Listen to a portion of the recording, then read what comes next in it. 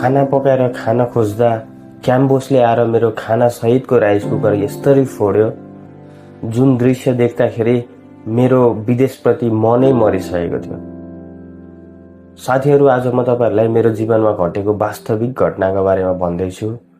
म सुरुमा विदेश आएको कम्पनी एफएससी, जसमा खाना पकाएर खान एलाउड थिएन। साथीहरू, महिनौभरि प्लास्टिकमा प्याक गरेको खाना मिठो हुँदैन थियो, कहिले भात काँचै हुन्थ्यो, कहिले सब्जी हुँदैन थियो, कहिले सब्जी डढेको हुन्थ्यो। त्यस्तो खाना महिनौभरि खाइरकिन्थ्यो र एक दिन मैले डिसाइड गरे अब चाहिँ एक दिन चाहिँ म आफैले पकाएर केही मिठो खान्छु भनेर डिसाइड गरेर राइस कुकर किनेर ल्याएको थिएँ र आधी किलो जति चिकन लिएर आएको थिएँ र थोरै राइस लिएर आएको थिएँ। चिकन मैले सुरुमा पकाइसकेको थिएँ, पछि राइस पकाउनको लागि राइस कुकरमा मैले भात चढाएर दिदीसँग फोनमा कुरा गरिरहेको थिएँ। कसैले कम्प्लेन गरिदियो कि के गर्यो मलाई थाहा भएन। पछि एक्कासी क्याम्बोस आयो र क्याम्बोसले दिदीसँग कुरा गर्दै थिए, को हो भनेर सोध्यो। मैले भने दिदी हुनुहुन्छ। दिदीलाई उसले हाई भन्यो, दिदीले हाई फर्काउनु भयो।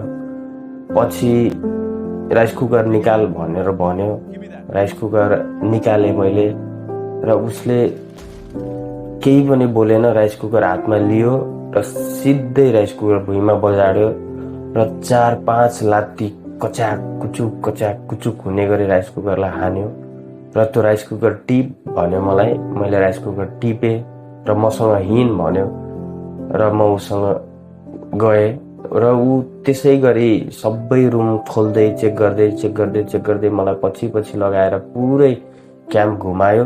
पछि गएर मलाई अफिसमा लग्यो। अफिसमा लगेर एउटा पेपर बनाएर मलाई पेपरमा साइन गराउन लगायो। वार्निङ लेटर, खाना पकाएर खाइस् तैँले, खाना पकाएर खाना एलाउड थिएन भनेर भन्यो र मलाई फाइन हान्यो।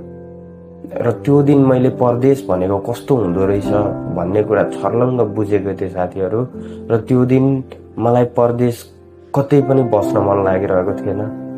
त्यही पनि मैले घर परिवारको अनुहार सम्झिए। पछि घर गएर के गर्ने भन्ने कुरा सोचे र आफूलाई मन बुझाउँदै 2 वर्ष त्यहाँ बसेँ र पछि दुःख गरेर कम्पनी चेन्ज गरेर यहाँ आएको छु साथीहरू। यस्तो मेरो जीवनमा मात्रै होइन, तपाईहरुको जीवनमा पनि घटेको हुन सक्छ। यो भन्दा बदतर अवस्था पनि हुन सक्छ साथीहरू। त्यस्तो अवस्था